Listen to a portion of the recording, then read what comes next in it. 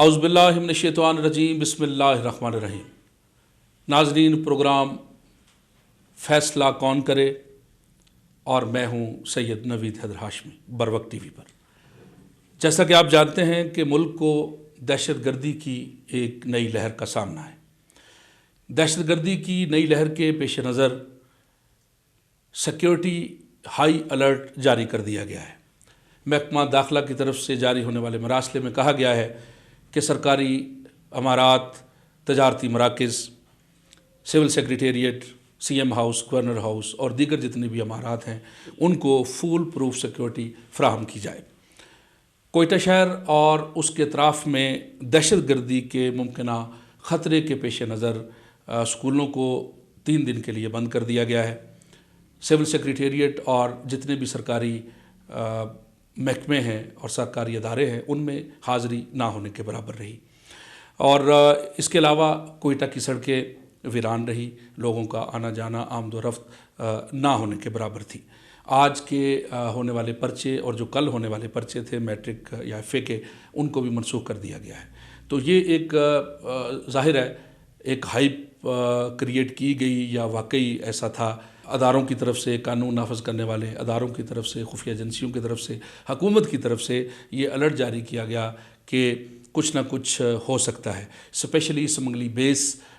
پر security بڑھا دی گئی اور باوثوق ذرائع کے مطابق وہاں پر بھی حملہ ہو سکتا ہے۔ اس کے علاوہ تفریحی مقامات اور ہمارے جو مساجد ہیں، ہماری امام بارگاہ ہیں، ان پر بھی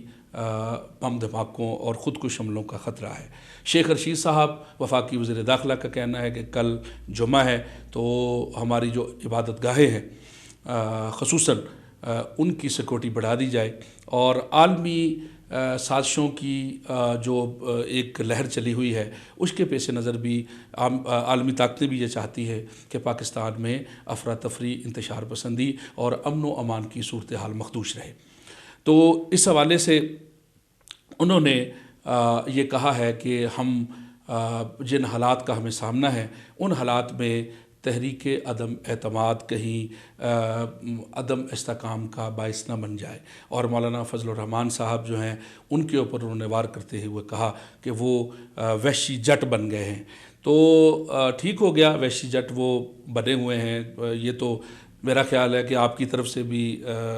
وفاقی وزیر داخلہ صاحب، آپ کی طرف سے بھی اس قسم کے جملے، اور اگر آپ اپنے لیڈر کو دیکھیں تو وہ بھی کسی مولا جٹ سے کم دکھائی نہیں دے رہے۔ ان کی بڑکیں، ان کا ایک ہی مطلب اسی لہجے میں وہ بات کر رہے ہیں۔ حالانکہ بہت سے اینکرز نے بہت سے چینلز پہ ان کو انتباہ بھی کیا اور درخواست بھی کی کہ آپ اس طرح کی جو غیر معقول اور غیر شائستہ زبان جو ہے وہ استعمال کر رہے ہیں ان پہ کنٹرول کریں، لیکن وہ اپنی اس روش پہ حسب سابق جو ہے وہ برقرار ہیں۔ میں نہیں چھوڑوں گا، یہ چوہے ہیں، یہ کتے ہیں، یہ بلے ہیں، یہ فلاں ہے، تو اس طرح کی لینگویج جو ہے، تو خیر ابھی لوگ عادی ہو چکے ہیں ان کی اس طرح کی لینگویج سننے کے۔ تو دوسری جانب بات ہو رہی ہے، کیونکہ میں امن و امان کی مقدوس صورت حوالے سے بات کر رہا ہوں اور ہمارے ملک میں جو دہشت گردی کی نئی لہر ہے، تو اس کے جو تانے بانے ہیں وہ ظاہر ہے 27 مارچ اور 28 مارچ کو ہونے والے جو اپوزیشن اور حکومت کے جلسے ہیں اس سے بھی ملتے ہیں۔ تو ظاہر ہے وہ بیچ میں بات آ گئی تو ہم نے کہا کہ 27-28 مارچ کو جو کچھ ہونے جا رہا ہے اس میں بھی دہشت گردی کا خطرہ ہے، اور خدا نخواستہ اگر کچھ ہو جاتا ہے تو پھر ملک کہاں کھڑا ہے، ملک کے عوام کہاں کھڑے ہیں۔ تو ادھر بلوچستان میں دیکھا جائے تو کوئٹہ سے تفتان جانے والا جو کانوائے ہے، جو عرصہ دراز سے کرونا کی وجہ سے اس میں بندش تھی، تو اس کا بھی کھولنے کا اعلان کر دیا گیا۔ یعنی ایران نے جو ہے وہ اپنے بارڈرز کھول دیے ہیں۔ بلوچستان کے علاقے مند اور قوم پشت دشت میں واقع جو ایران کے بارڈر ہیں، یعنی پاک ایران کا جو بارڈر ہے وہ بھی کھول دیا گیا ہے۔ تو یہ زائرین کے قافلوں کے حوالے سے پہلے بھی آپ کو پتہ ہے کہ بہت سے حملے ہو چکے ہیں، خودکش حملے بھی ہوئے ہیں، اور بلوچستان میں یعنی اگر ہم دیکھیں کہ جتنی بڑی کارروائیاں ہوئی ہیں دہشت گردی کی، ان میں ایک جو ہے وہ شعبہ زائرین کا بھی ہے۔ یعنی زائرین کو ٹارگٹ بنانا یہاں کے لوگوں کے لیے، یا جو بھی دہشت گرد تنظیمیں ہیں، چاہے وہ القاعدہ ہے، داعش ہے، یا جو بھی ہے، تو وہ آپ سب جانتے ہیں ان کے لیے آسان ٹارگٹ ہے۔ تو کہنے کا مقصد یہ ہے کہ ایک طرف یہ صورتحال ہے دہشت گردی کی، اور دوسری جانب جو ہے وہ زائرین کے لیے جو ہے وہ اعلان کر دیا گیا ہے کانوائے کا کہ وہ ابھی اس کی جامع پالیسی اور اس کی جو ترتیب ہے وہ ابھی تک سامنے نہیں آ سکی، لیکن بہرکیف یہ ہے کہ کوئٹہ سے تفتان جانے والے زائرین کا کانوائے جو ہے وہ جائے گا۔ اس کے علاوہ یہ ایک اور بات کہ روس اور یوکرائن کی جو جنگ ہے اس حوالے سے عالمی مالیاتی ادارے MF نے یہ انڈیا دیا ہے یا یہ انتباہ کیا ہے کہ عالمی معیشت پر اس کے بڑے بھیانک اثرات رونما ہو سکتے ہیں، لہٰذا ظاہر ہے اس کی زد میں پاکستان بھی آئے گا، تو مہنگائی کا جو ہے وہ خطرہ مزید بڑھ سکتا ہے۔ پاکستان بیچارہ تو پہلے اس کی زد میں ہے، تو ابھی اور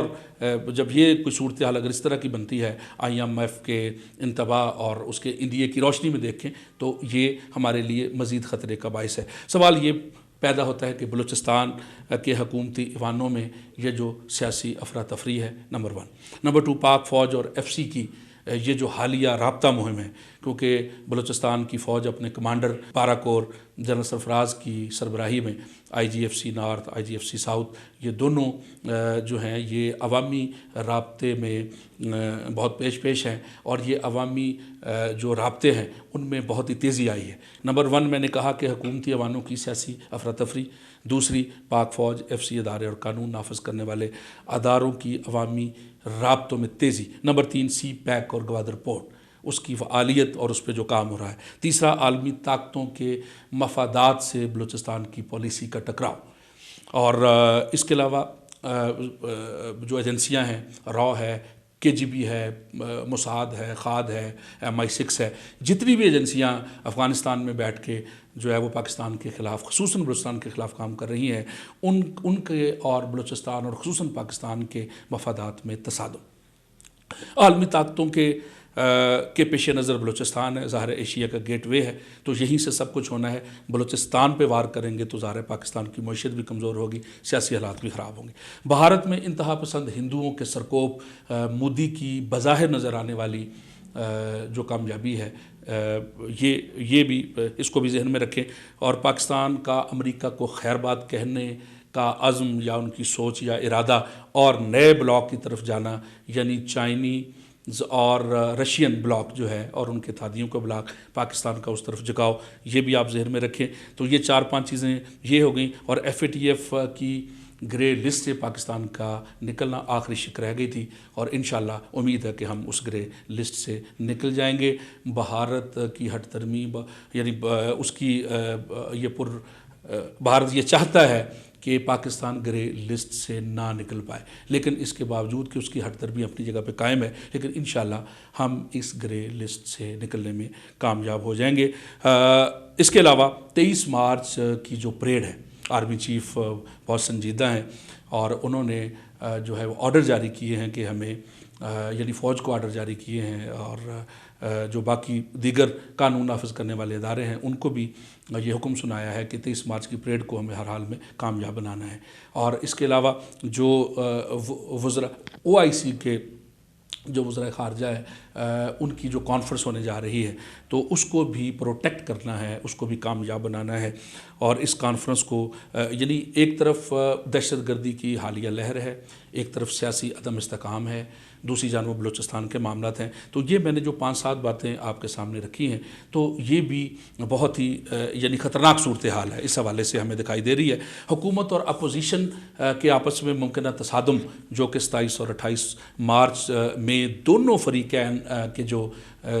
کارکنان ہیں، اگر خدا نخواستہ کچھ ہوتا ہے تو اس کا ازالہ شاید پھر ہم سے نہ ہو سکے، نہ ہی پاک فوج سے ہو سکے۔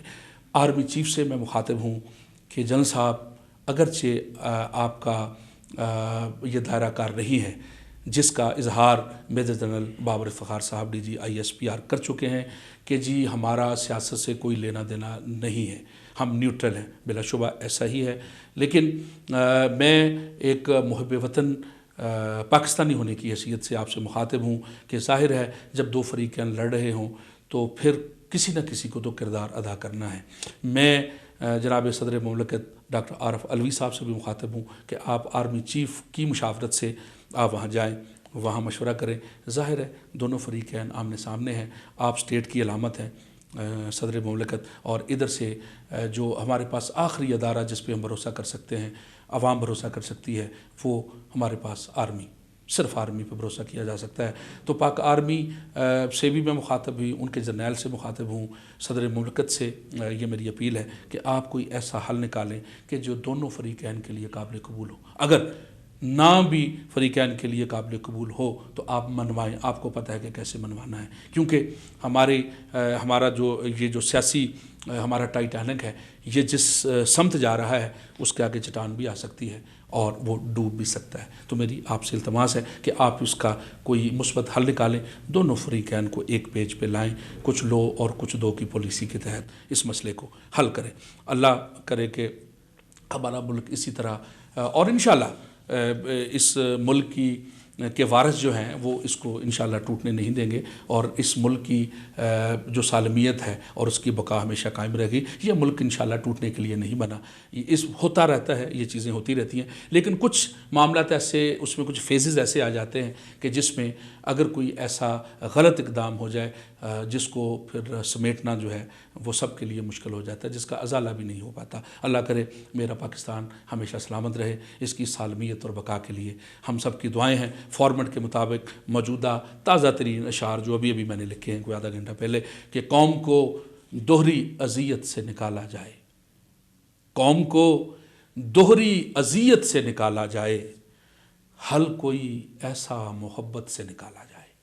جیسا کہ میں نے پہلے کہا کہ ڈاکٹر علوی صاحب میرے پیش نظر ہیں، آرمی چیف سے میں مخاطب ہوں کہ قوم کو دوہری اذیت سے نکالا جائے، حل کوئی ایسا محبت سے نکالا جائے۔ اب تو سجدوں میں بھی تاثیر نہیں ہے باقی، اب تو سجدوں میں بھی تاثیر نہیں ہے باقی، تھک چکے ہیں ہمیں عزت سے نکالا جائے، تھک چکے ہیں ہمیں عزت سے نکالا جائے، اب سیاست کی فضا میں میرا دم گھٹتا ہے۔ عوام کہہ رہے ہیں کہ اب سیاست کی فضا میں، سیاست اس قدر گندی ہو چکی ہے، غلیظ ہو چکی ہے، ایک طرف تان و تشنیع ہے، گندی گالیاں ہیں، ایک دوسرے کو اب وہ سیاست نہیں رہی۔ اب سیاست کی فضا میں میرا دم گھٹتا ہے، مجھ کو اس کریائے نفرت سے نکالا جائے، مجھ کو اس کریائے نفرت سے نکالا جائے۔ یہ نہ ہو چاروں طرف خون نظر آنے لگے، یہ نہ ہو چاروں طرف خون نظر آنے لگے، سب کو میدان عداوت سے نکالا جائے، سب کو میدان عداوت سے نکالا جائے۔ انتخاب اپنا غلط تھا، آج عوام یہ کہنے پہ مجبور ہے کہ انتخاب اپنا غلط تھا، ابھی اندازہ ہوا، انتخاب اپنا غلط تھا، ابھی اندازہ ہوا، ہم کو سرکار کی بیعت سے نکالا جائے۔ انتخاب اپنا غلط تھا، ابھی اندازہ ہوا، ہم کو سرکار کی بیعت سے نکالا جائے۔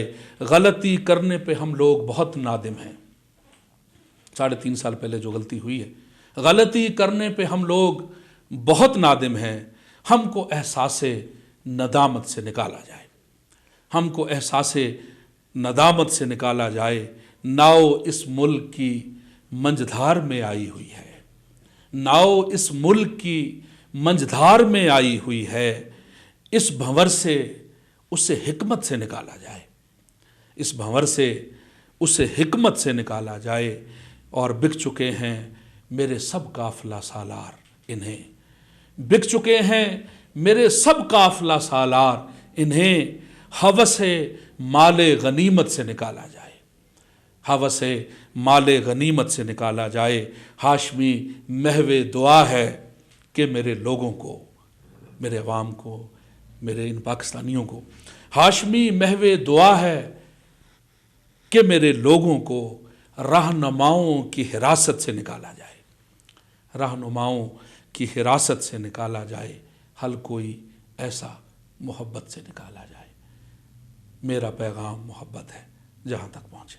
نوید ہاشمی کو اجازت دیجیے، فی امان اللہ۔